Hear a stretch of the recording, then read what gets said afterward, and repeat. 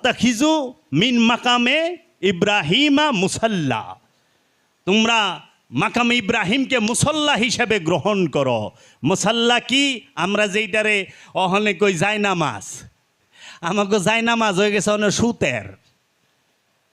আমরা যেটা কাপড় অহনে পাটিরেও মসজিদের ইয়ের মতো তিন কোনার কইরা ত্রিভুজের মতো টাঙ্গায় হয় খেজুর পাতার পাটি, কয় কি জায়নামাজটা লই আয়।